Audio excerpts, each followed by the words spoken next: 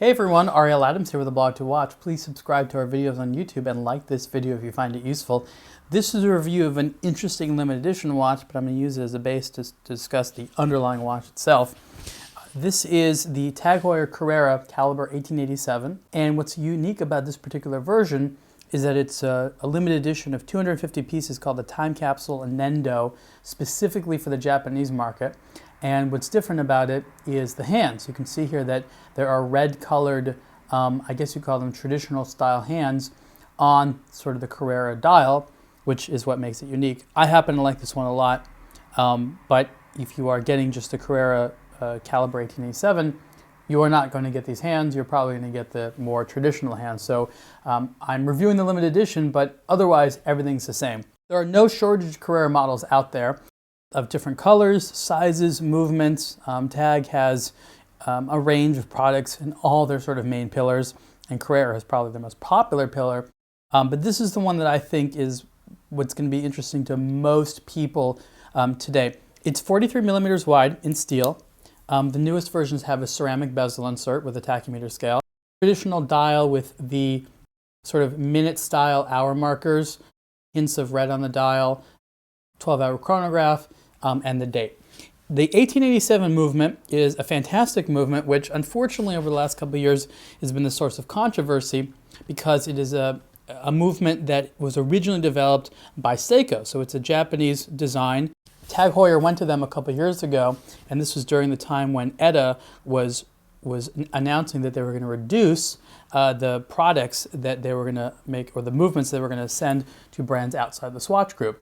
So what TAG Heuer did was go to Seka and say, hey, we want you to develop for us a version of the Carrera, or I'm sorry, of the movement that they ended up calling the 1887 that we could produce in Switzerland. So it's not a Japanese movement in production, it's made in Switzerland, but the original design was a Seka movement. And the reason that TAG went to Seka for this is because those movements were some of the best chronographs in the world. It's a column wheel chronograph. You can see it through the rear of the movement there. It's an excellent movement. It operates well. It's very accurate. It's a great movement, which has been unfortunately been marred a little bit because of the fact that it is not entirely Swiss in design origin, which for me does not matter one bit. It's still a fantastic movement, and I'm very happy to have a watch with it in it. There are Carreras, a little bit less expensive ones with Valjoux 7750s, and then there's a bunch of exotic versions of the Carrera that have different movements in there. So when you're in the market for Carrera, just know that there's a lot of variety.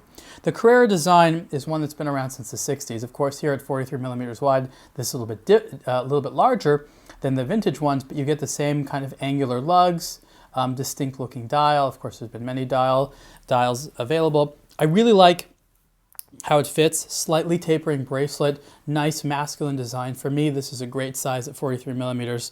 Again, there's smaller ones, I think at 41 millimeters. I think it's as low as it goes, but for me, I like this one. And I happen to like the 1887 movement quite a bit. With the Nendo style hands, I think it's cool. It's actually very legible. There's no loom here because these hands don't support loom, but the normal versions would have loom. And I just sort of wanted to show you sort of overall what this watch looked like because we actually never did a Carrera review on aBlogtoWatch. So there it is, the TAG Heuer Carrera Calibre 1887. Again, this is the Nendo version, which is a limited edition. I'm going to give you the price in yen because this is only officially available in Japan, and the price is, I believe, 550,000 yen, which is approximately $4,600 at the time of review, or the time that we wrote about this watch a couple months ago. Cool timepiece, and you can see the full review on aBlogtoWatch soon. Thanks.